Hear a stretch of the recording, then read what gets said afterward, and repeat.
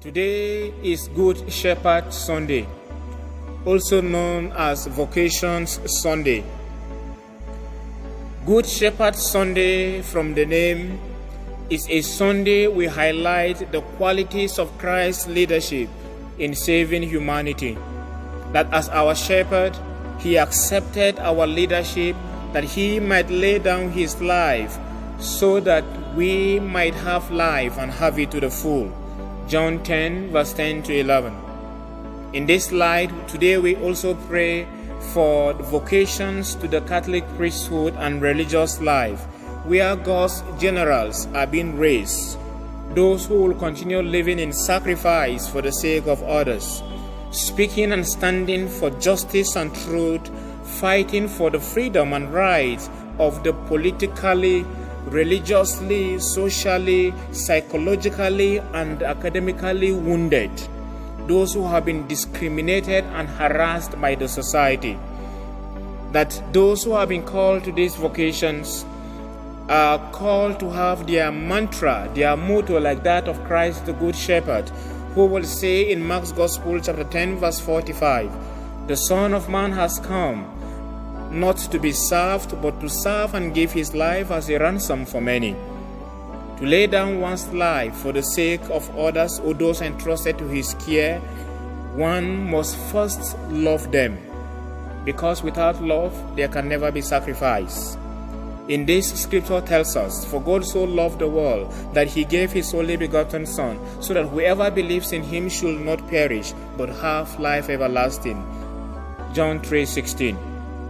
Love makes a leader selfless, humble, generous, hospitable, merciful, and having a vision for the good of those entrusted to his care. Christ the Good Shepherd knew this when he asked Peter, when he was about entrusting him with the responsibility of caring or shepherding his church, "Peter, do you love me more than this?" This he asked him 3 times. And Peter replied, "Lord, you know that I love you." And Jesus will say to him, "Feed or take care of my sheep." John 21:15 to 17.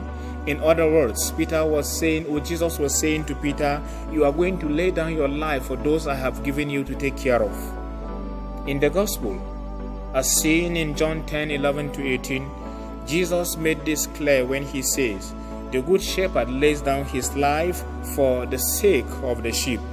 He who is a hireling and not a shepherd, that is, he who has been hired to take care of people, that is not a shepherd, will always run for his life when the life of the sheep is at stake, when the life of the sheep is to be consumed by wolves. Because he is not a shepherd, he doesn't care about the life of the sheep entrusted to his care. That is what those who have been hired do. But as a shepherd, he would rather give his life for the sake of his sheep. Jesus will always stand in defense of his sheep against wolves.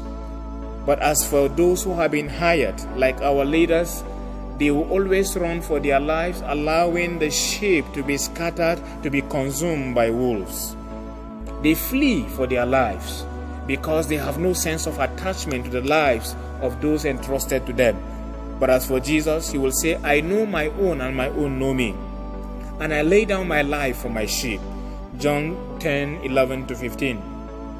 Friends, with the reflection in today's gospel as given by Jesus, that the hired leader will always run for his life, allowing the sheep to be consumed by wolves, but that he who is a shepherd will always stand and even dying for the sheep, one can say with boldness, the main terrorists in Nigeria are those who squandered money budgeted for security, jobs, education, health facilities, light, clean water, good roads, and infrastructure for the common good. They are not only pests, evil and wicked, but that they are bad leaders.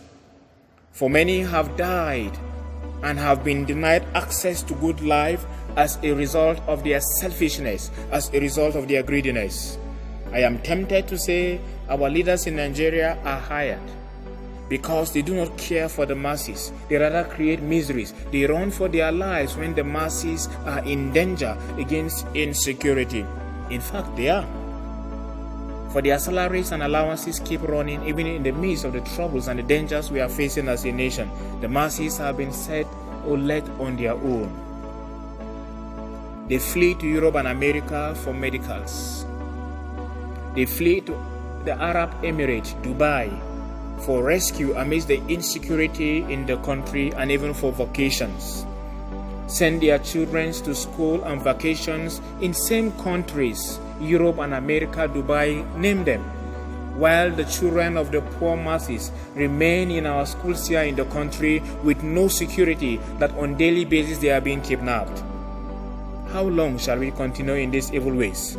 That Christ's leadership, as seen in the Good Shepherd, we are called to emulate his qualities of love, his quality of protecting those entrusted to his care.